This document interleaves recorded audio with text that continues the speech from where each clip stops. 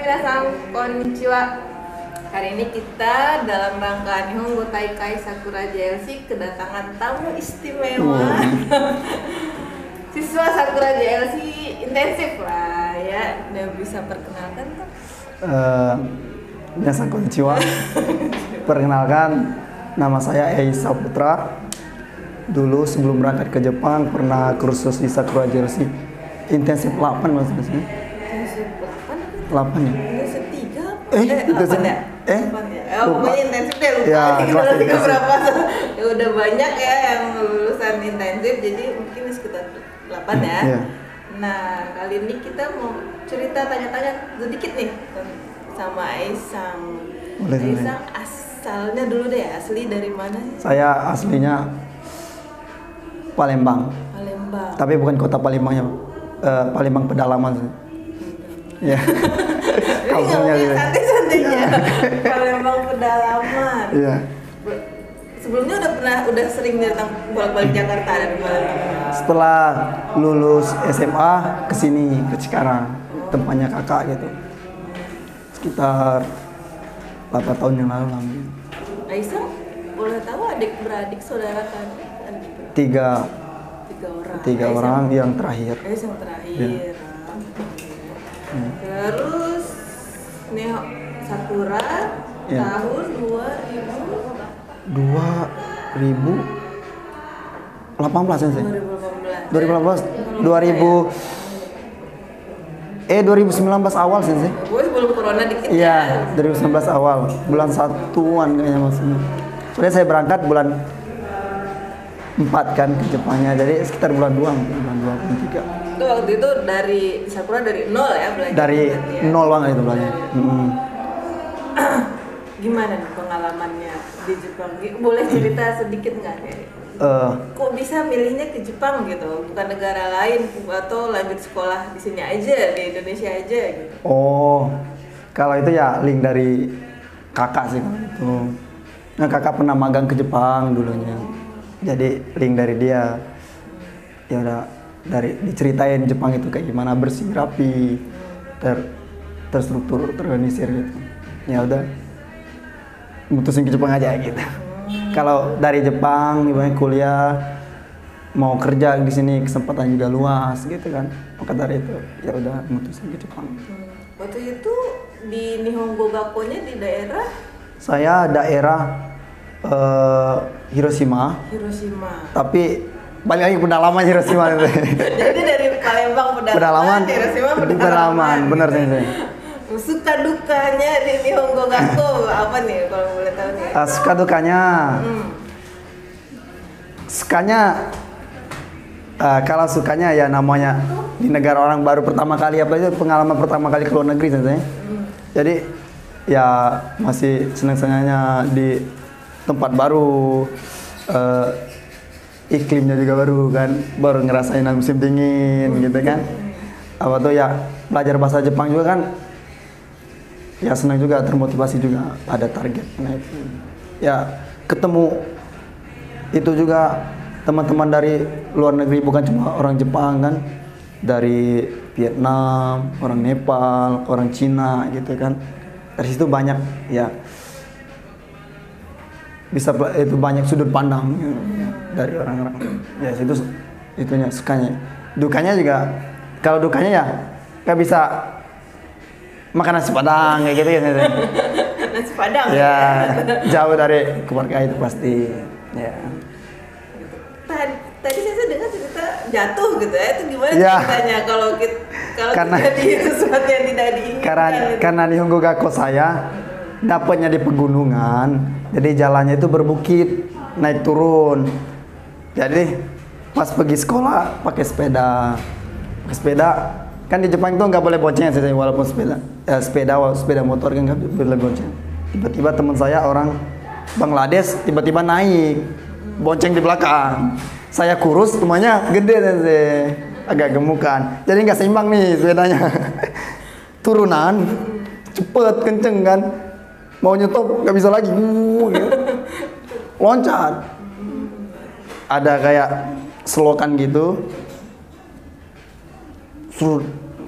Teman saya sampai jahit di sininya, dijahit berapa jahitan. Dari situ ya. Itu pertama kali ngerasain naik Kyukyusa ambulannya di Indonesia nggak pernah naik ambulan, di Jepang ngerasain naik ambulan. Itu. Kalau dari pengobatan sendiri biasanya Jepang tanggung semua atau bayar? Ya itu ditanggung semua gitu. Jadi Nihongogaku saya kan masuk hokengnya yang kalau yang daftar yang lewat yang wajib itu kan itu cuma di cover 70%.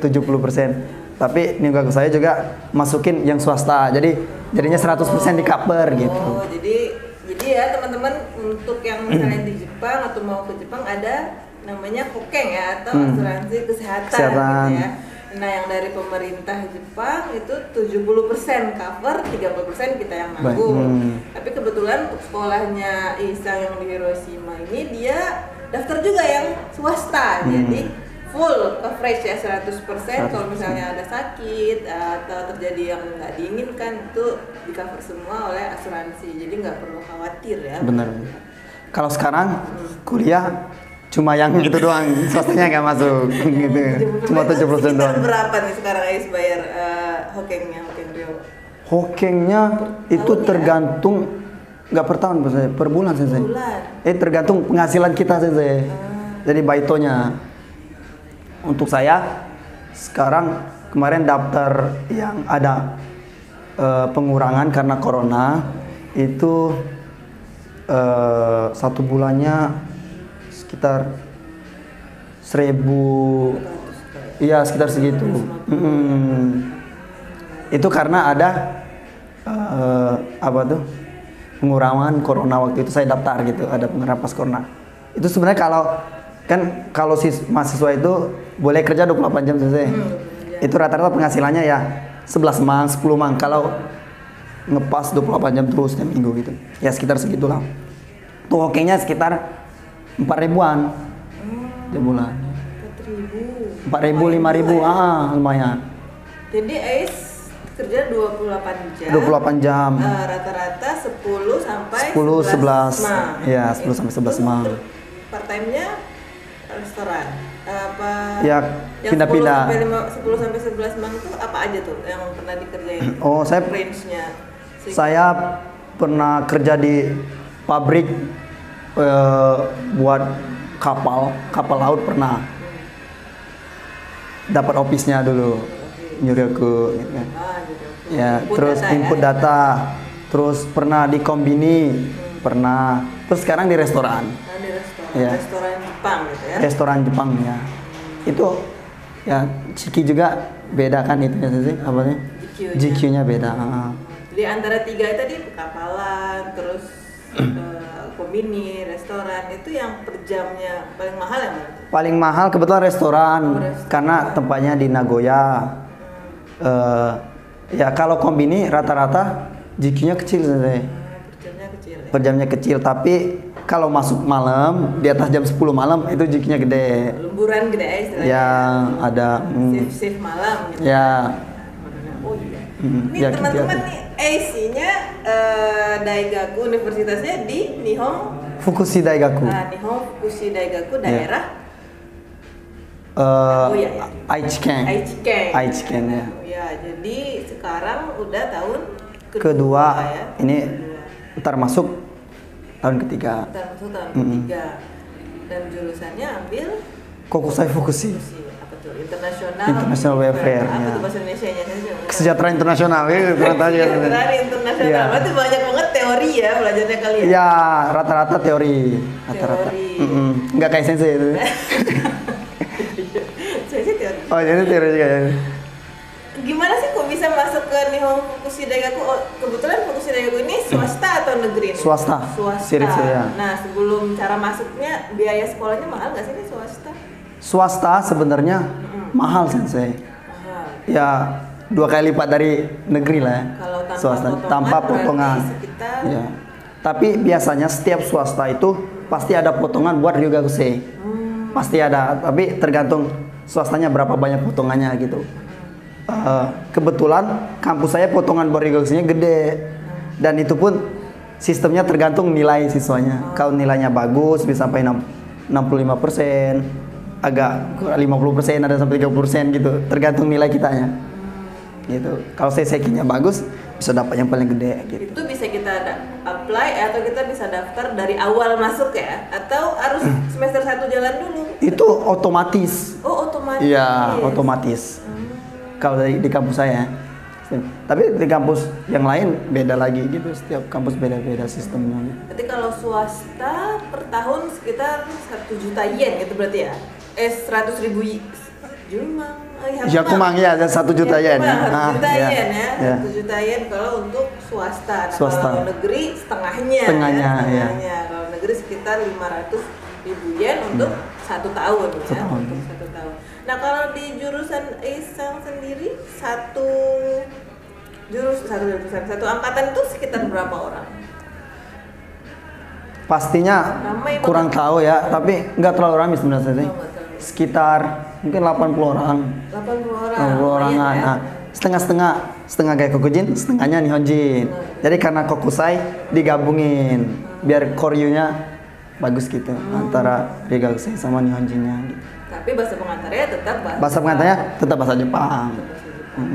Tapi untuk yang Ichinensei sama Ninensei ada kelas khusus buat Rigakusei belajar bahasa Jepangnya. Cuma Rigakusei doang. Ichinensei sama Ninensei. Ninensei. Kalau Dasarensei nggak lagi gitu. Oh, Gitu. gitu.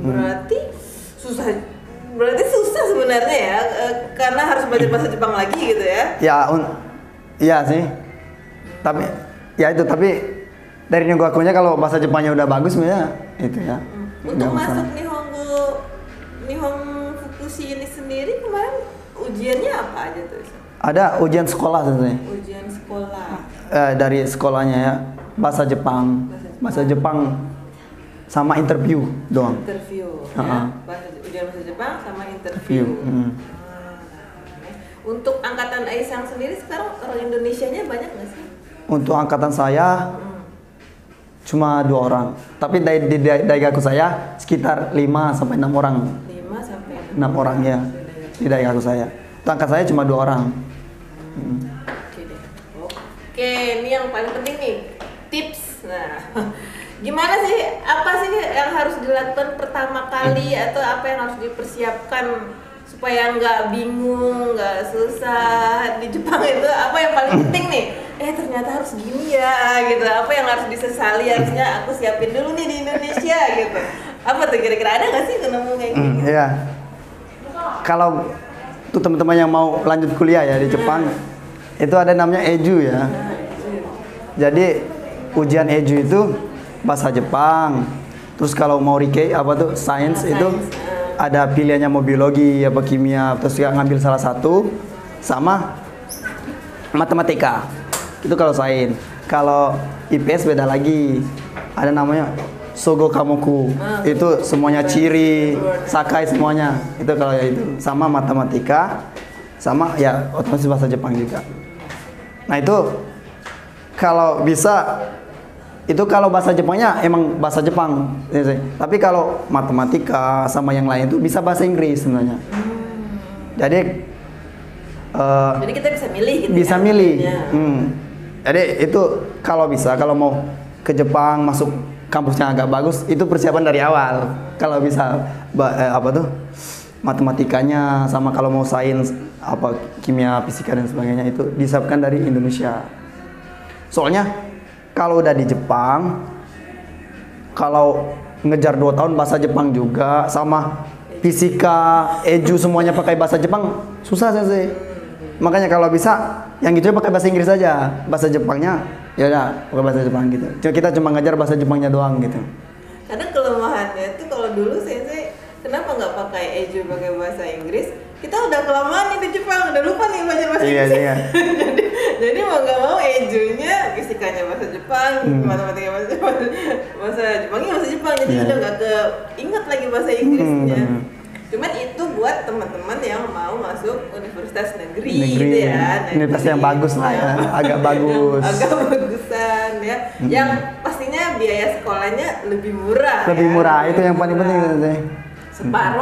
Separohnya dari swasta. Dan yang pasti di setiap universitas itu ada diskon ya. Diskon. Ada diskon. Jadi kalau istilahnya menjo, Menjo, ya. ya. Jadi potongan biaya kuliah. Kuliah, ya. Kuliah. Ya. Naruhodo itu untuk persiapan dari segi ilmu akademik gitu Ilmu ya. akademiknya. Barang-barang gitu yang ini Kalau ngapain saya, dibawa gitu, ngapain dibawa, ini nggak usah aja dibawa gitu, ada nggak sih yang kalau saya kebetulan pas di sana itu di asrama yang banyak orang Indonesianya, jadi agak terbantu sensei, jadi nggak ada kendala lah gitu. Saya itu dulu sih senpainya yang di sana bilangnya haru itu nggak terlalu dingin katanya. Jadi saya pas datang cuma bawa baju kaos ya ada tutupan tipis lah. Pokoknya sampai sana kedinginan deh. Katanya nggak terlalu dingin. Ini dingin banget gitu. Karena itu pengalaman keluar negeri pertama saya gitu. Belum pernah ngerasain musim dingin. Itu aja sih. itu aja. Ya. Sama kalau teman-teman yang nggak bisa pakai sumpit, ada teman-teman kadang bawa sendok dulu gitu. Ada yang kayak gitu juga. Kalau untuk makanan, ya kalau muslim makanan halal susah nggak sih Aisyah? Ya kalau itu alhamdulillah sekarang mah udah nggak susah lagi sih. Walaupun di kampung biasanya di supermarketnya Jepang ada. Oh ada. Udah ada sekarang. Udah banyak makanan halal. Terus bisa pesan lewat internet juga bisa. Udah gampang semuanya. Kalau mau udah bisa semua. Apalagi kalau di kota udah itu toko halal udah banyak banget. Kalau di Nagoya udah banyak berarti. Apalagi tempatnya Nagoya. Tokonya toko Indonesia pun ada kalau di sana. Berarti kayak tempe gitu udah ada lah ya. Tempe semuanya ada. Kadang udah nggak berasa. Cuma mahal doang sih. Nah, Itu doang masalahnya. emang berapa sih tempe di sana? Pernah beli nggak sih? Tempe kepacil itu 500 sih. 500-600. Emang sama nggak sih rasanya sama tempe yang ada di Indonesia? Apa? Sama sih, rasanya sama. Soalnya kan membeku kan? Membeku Ya, cuma prosesnya. dibekuin doang. Cuma Rasanya sama. tetap sama. Tapi karena mahal ya jarang gitu. Durian aja ada jualan durian tapi nggak pernah makan kalau di Jepang karena mahal. Gitu. Nah, balik ke Indonesia nih, yang paling pengen aku mau di Indonesia yang pertama kali pengen dilakukan kemarin itu apa kira-kira? Zeta ini, kita ikut toh. Pas balik ini sih, liburan ini. Liburan ini makan nasi padang. Gini sih, saya pas seminggu nyampe sariawan semua. Naruhodo. Penuh nggak bisa makan karena gimana kayak sekarang jadi kayak seret kan tenggorokan ini sariawan sembuh sariawan lagi karena mungkin sama makanannya udah nggak cocok sih kurang tahu ya mungkin ya nggak tahu. Cocok makanan Jepang kita tahu. bukan maksudnya karena di sana nggak jarang makanan berminyak di sini tiba-tiba gorengan lahap sambal-sambal dari lahap semua gitu es semuanya gitu. Berarti lebih sehat lah ya. Kalau di sana ya. lebih sehat, makan berminyak. Kurang apalagi saya kerja di restoran jadi makanannya itu wasoku. Jadi makan makanan ya rendah lemak kayak gitu lah. Gitu. Pak, berarti selain makanan mungkin udara juga kali ya? Mungkin ya itu juga sih. Tapi sariawan itu penuh. Iya. Biasanya juga sensitif sama air ya minum ya. Mungkin. Oke, kalau begitu. Jadi rencana nih, nah terakhir habis S1 apakah mau pulang atau lanjut S2?